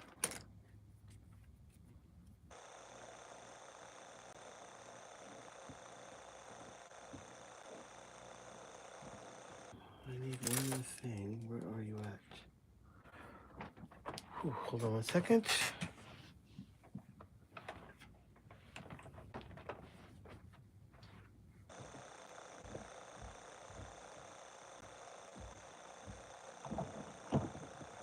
All right. And like I said, all these little brackets I'm using, I've custom made them. I bought them for electronics, and I just kind of, because I was making my own ribbon mics, I just got them because I thought they would be flexible and movable, and thank God I did get them. So I'm going to put a ground line. This is my own marking, just black. This is the ground. Because I'm going to wrap them up, and I want to make sure I can always see the ground wire. I mark my fingers. Anyways, so I wrote a black line on it that'll be considered the ground. So later on,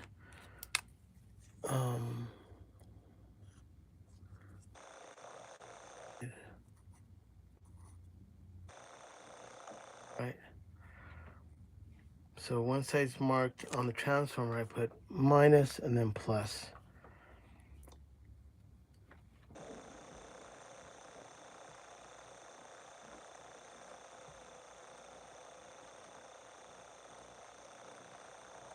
Let's get the positive going here.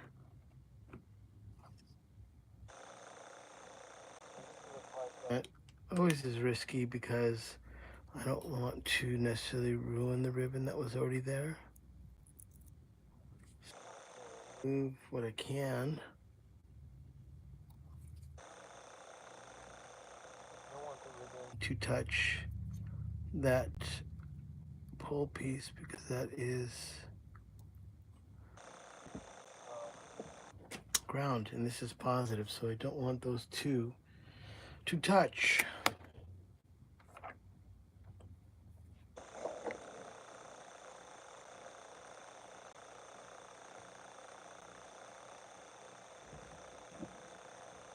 So I cleared the path here, and that's the solder point. And that is going to be for the positive. So let's bring this back into the forefront.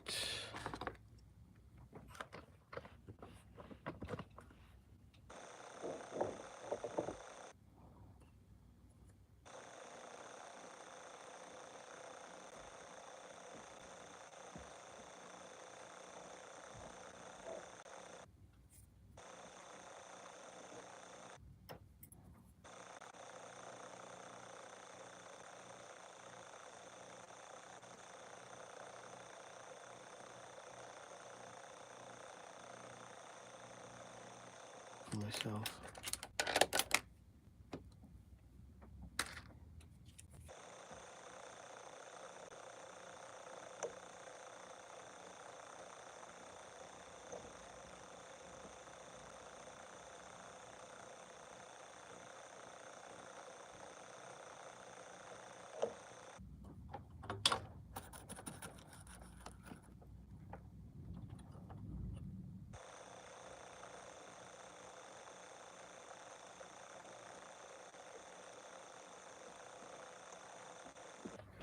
So that was part of the positive cable.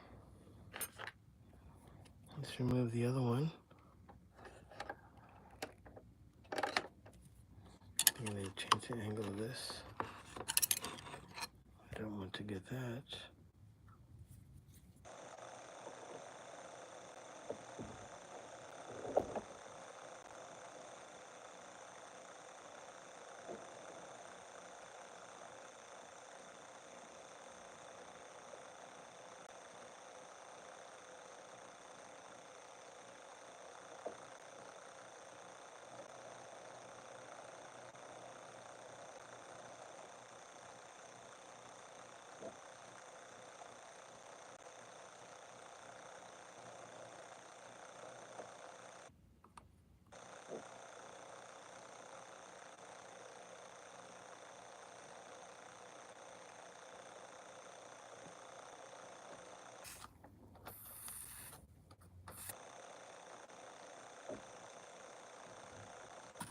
I think it's time for a new tip in this.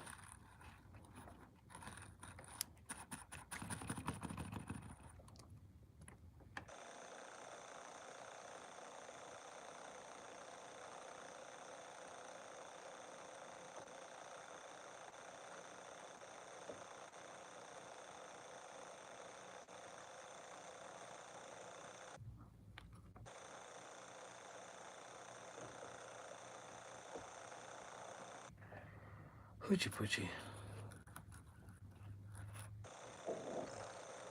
My friend that does electronics told me that that ruins the tips.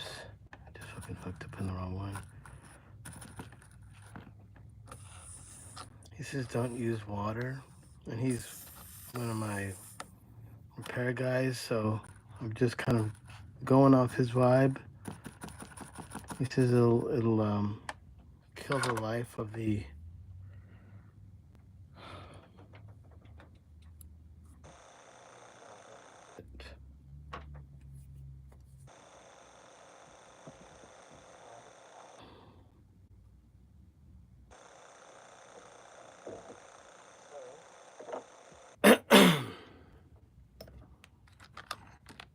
another long one here.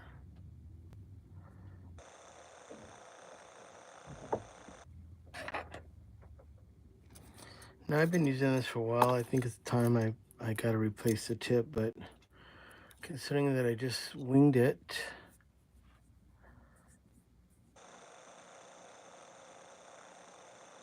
Oh yeah, sorry about that. Well, I was just, yeah, you're right. So let me do this real quick.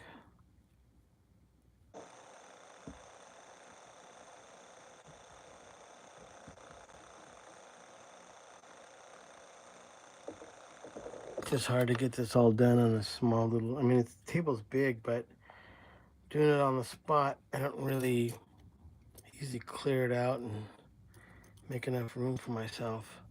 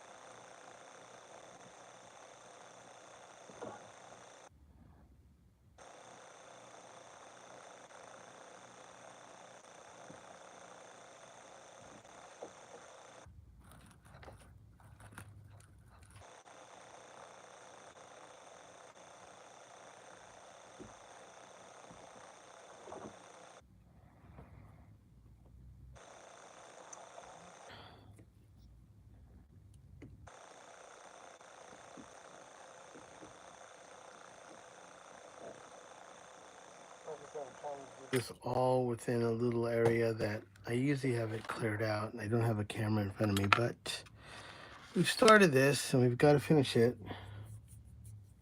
I'm not complaining. I'm just saying it's just something I tried to prepare for, and then as I'm doing it, I'm like, oh, you son of a bitch, why did you do this live? You could have just been here drinking your drinks. No one's bothering you. You're not fucking up. You got it, bro. You got it, bro. And instead, I'm in here. Oh shit! Kona Gold, 550. Cha-ching! Thank you, thank you. I love it. Does Kona Gold have anything to do with Hawaii? Because I lived in Makiki. Come on now, let's give it up for that. Oh my God. You know, I'll be honest with you. My wife's Filipino. She didn't like living on an island that was tropical because that's where she came from. And So, that being said, she didn't like Hawaii. When I married her, I wanted to live in Makiki, and we did, and it was fucking unreal. But she did not like it. So I'm just getting this little together here.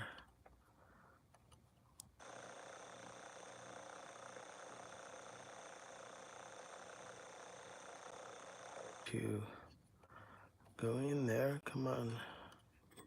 So yeah, I love Hawaii, and you know what? I felt like I was at my healthiest in Hawaii. I mean, I really, really love it there.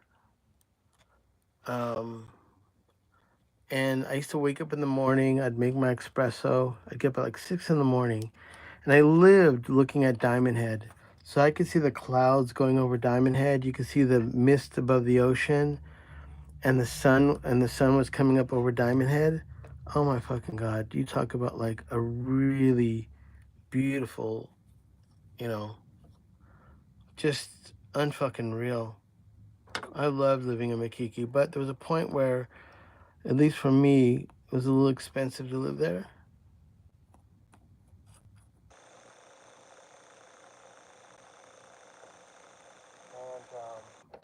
and It became unaffordable for both of us.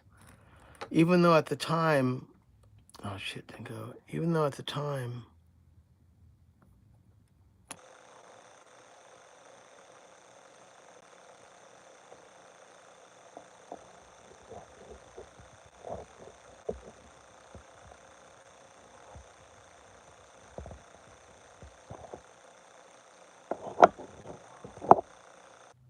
I know what's wrong. Hold on. Even though at the time it was unreal there, but I can barely, I'm not even saying like I'm famous or anything. I had work, but it wasn't enough to sustain me living on the island. Even though my friend Dimitri has a wonderful studio on the island, making a play to get people to come to Hawaii is wonderful. But at the time, which probably best thing, I had moved out of Hawaii. I mean, I'm not even lying. I had my gear on a pallet. It arrived in the port of Los Angeles. 1,500 pounds of recording gear after I moved from Makiki back to the mainland here. And while it was sitting in a shipyard to be picked up, the pandemic hit.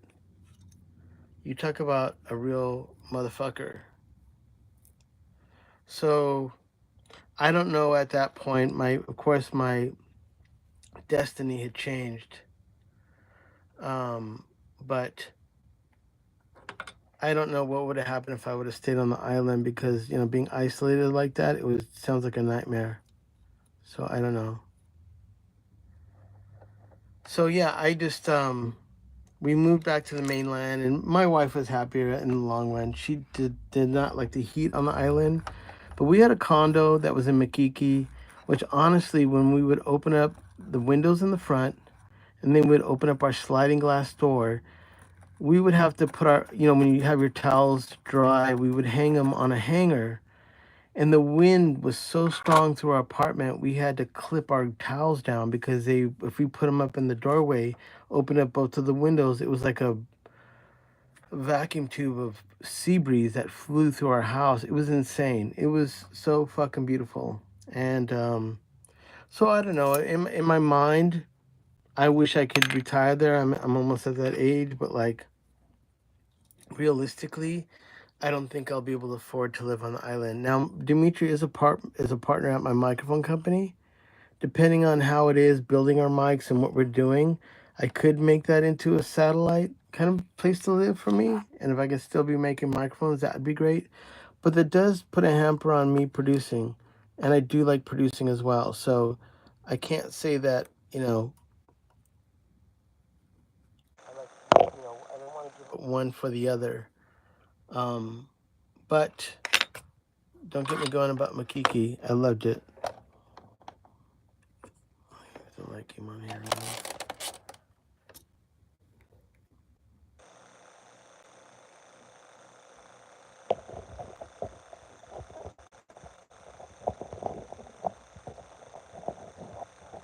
Get it right on that solder.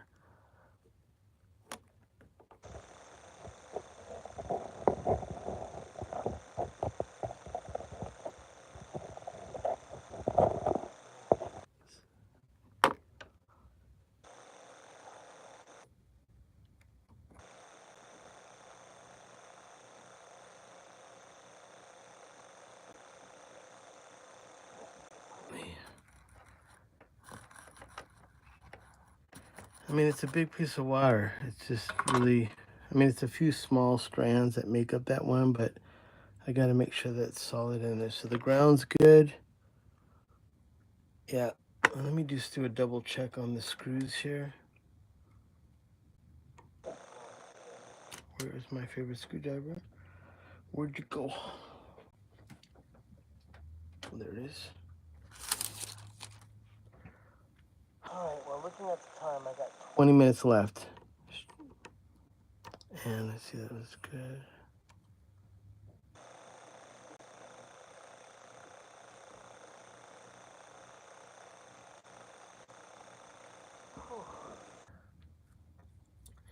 Yeah, man.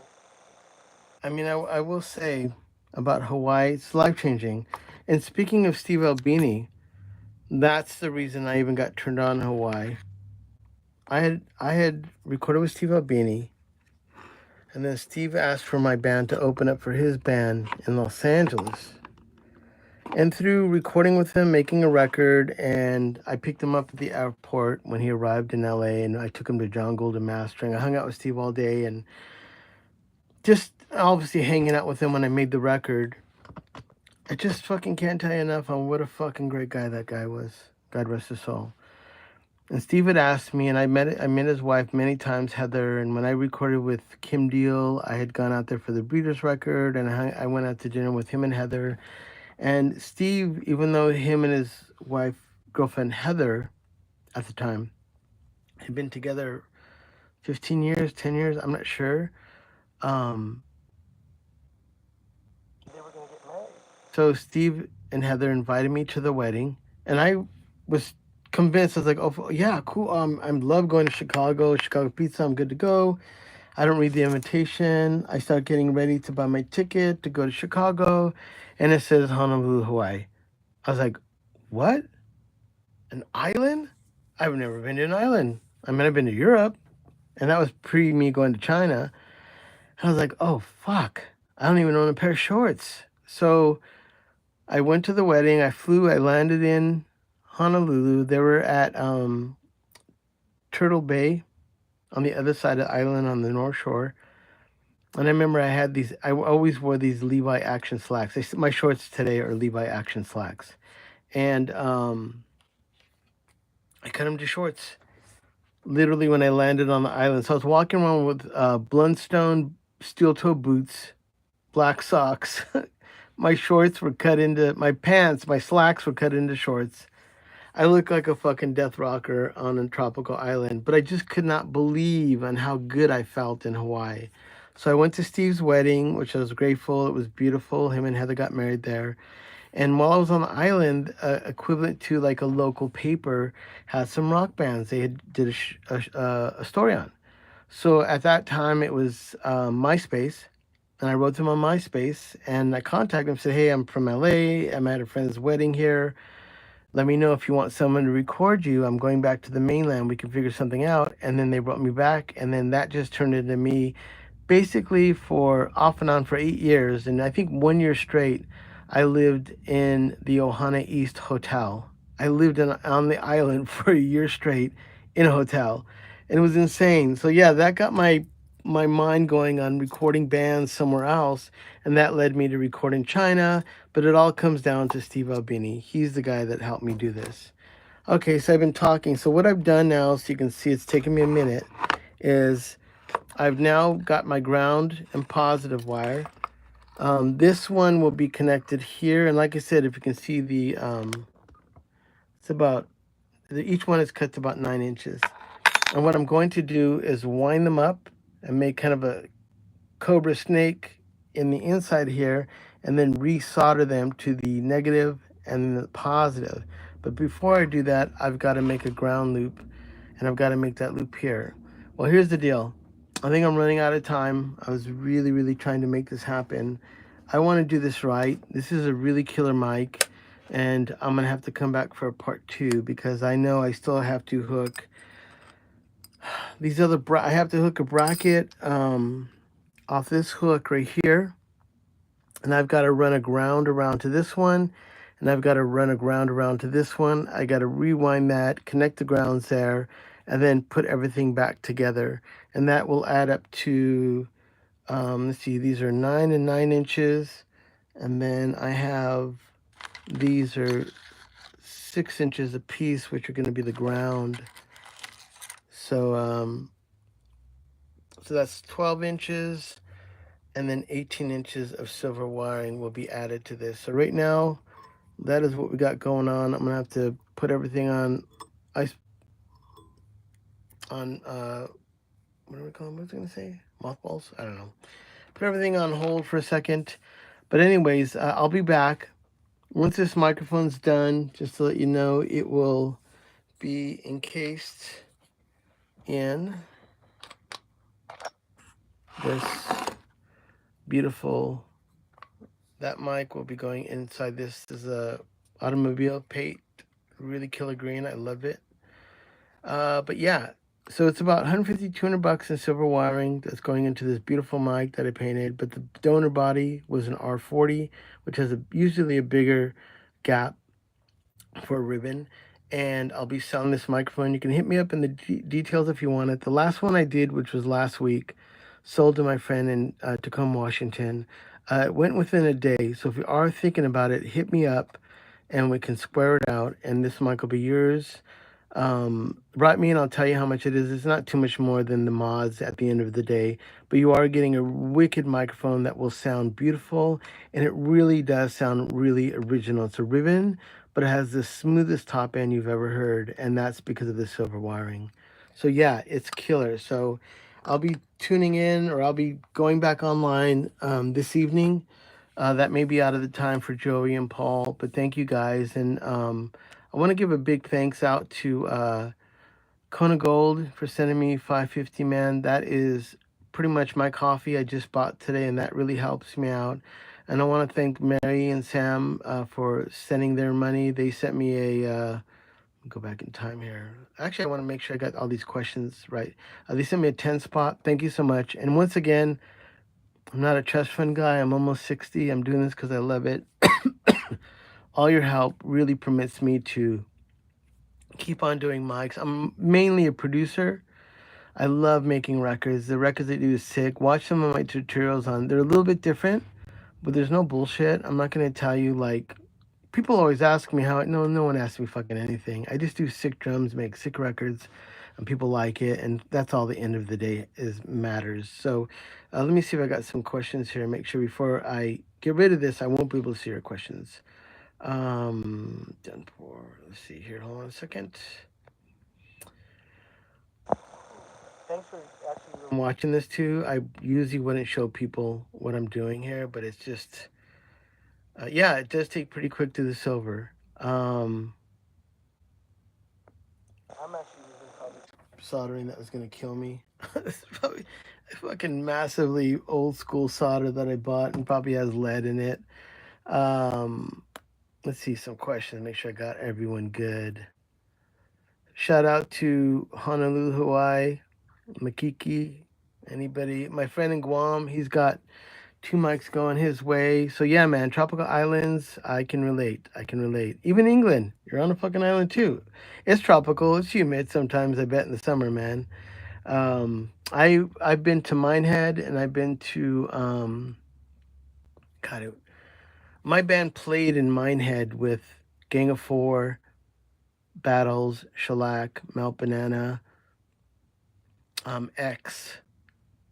Whew, it was an All Tomorrow's party in Minehead, and then the first um, one I went to was, is it Cambridge, White Sands. I can't remember. It was when Mars Volta played there with all these super sick bands, and I had gone out there. So I've been to England actually three times, and I worked in Abbey Road. I mastered in Abbey Road for 3 days on the Breeders' record, Mountain Battles, with Steve Rooks. No, yeah, Steve Rooks. I think it's his name, Steve Rooks.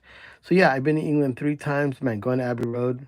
And when I went to Abbey Road, I know Dave Sardi. Dave Sardi hired me to do a punk record. Dave Sardi is a super sick producer, and I knew he was at Abbey Road. So I actually got the phone. He was in the Beatles room, and I called him from the mastering room. And they pick up the phone. I said, "Can I speak to Dave Sardi?" They hand the phone, and I'm like, "Dave, it's Manny." He's like, "What? Wait a minute. How in the fuck do you-" I go, "Dave, I'm in the." Cafeteria, man. I'm gonna come down. So I went down there when he was recording Oasis. So I got to meet all the guys in Oasis, and it was a super sick time. But yeah, man.